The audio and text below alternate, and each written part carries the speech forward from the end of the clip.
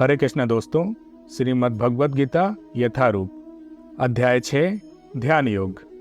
यहाँ पर भगवान श्री कृष्ण अर्जुन के माध्यम से हम सबको बताना चाहते हैं कि जीवन में संतुलन कितना आवश्यक है। अर्जुन से कहते हैं भगवान श्री कृष्ण, हे अर्जुन, जो व्यक्ति अधिक खाता है या बहुत कम खाता है, जो अधिक सोता है या जो पर्याप्त नहीं सोता, उसे योगी बनने की कोई संभावना नहीं है। अर्थात जीवन में संतुलन अति आवश्यक है। जिसके जीवन में संतुलन नहीं है, ऐसा व्यक्ति योगी के पथ पर आगे नहीं बढ़ सकता। हे अर्जुन, जो खाने, सोने, आमोद प्रमोद तथा काम करने की आदतों में नियमित रहता है, वह योगाभ्यास के द्वारा अपने समस्त भौतिक क्लेशों को नष्ट कर सकता है और अंत समय में मुझ भगवत धाम को प्राप्त कर सकता है। हे अर्जुन, जब योगी योगाभ्यास के द्वारा अपने मानसिक कार्यकलापों को वश में कर लेता है और आध्यात्म में स्थित हो जाता है, अर्थात समस्त भौतिक इच्छाओं से रहित हो जाता है, तब वह सुस्थिर कहा जाता है। ऐसा व्यक्ति ही अंत समय में भगवत धाम को प्राप्त कर सकता है। इसको एक उदाहरण से समझो अर्जुन। जिस प्रकार वायु रहित स्थान में दीपक की लौ हिलती डुलती नहीं है, उसी तरह योगी का जब मन वश में होता है, तब वह भगवत धाम को प्राप्त कर सकता है। उसका मन सदैव भगवान में स्थिर रहता है।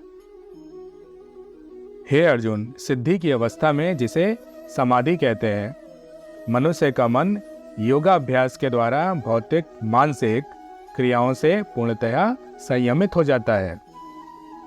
इस सिद्धि की विशेषता यह है अर्जुन कि मनुष्य शुद्ध मन से अपने को देख सके, अपने आप में आनंद उठा सके। उस आनंदमय स्थिति में वह दिव्य इंद्रियों द्वारा असीम दिव्य सुख में स्थित रहता है और इस प्रकार स्थापित मनुष्य कभी सत्य के पथ से हटता नहीं है। और हे अर्जुन, इस सुख की प्राप्ति हो जाने पर इससे बड़ा कोई दूसरा लाभ नहीं चाहता व्यक्ति। ऐसी स्थिति को पाकर मनुष्य बड़ी से बड़ी कठिनाई में विचलित नहीं होता। यह निसंदेह भौतिक संसर्ग से उत्पन्न होने वाले समस्त दुखों से वास्तविक मुक्ति प्राप्त करता है और अंत समय में भगवत धाम को प्राप्त करता है। हे अर्जुन, मनुष्य को चाहिए कि संकल्प तथा श्रद्धा के साथ योगाभ्यास में लगे, पथ से विचलित ना हो।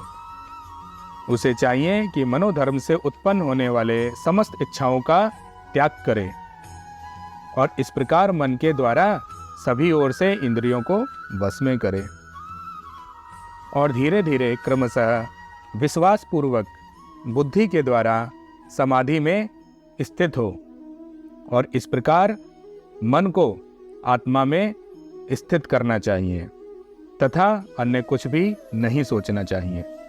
हे अर्जुन, मन अपनी चंचलता तथा अस्थिरता के कारण जहाँ कहीं भी विचरण करता है, मनुष्य को चाहिए कि अपने मन को वहाँ से खींच के अपने वश में लाए।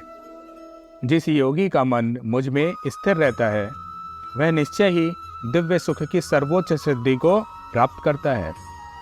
वह रजोगुण से परे हो जाता है।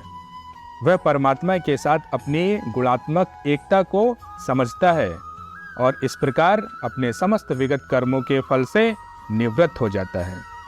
हे अर्जुन, इस प्रकार योगाभ्यास में निरंतर लगा रहकर आत्मसंयमी योगी समस्त भौतिक कलमश से मुक्त हो जाता है और भगवान के दिव्य प्रेमा भक्ति में परम सुख का आनंद लेता है और अंत समय में मुझ भगवत धाम को प्राप्त होता है।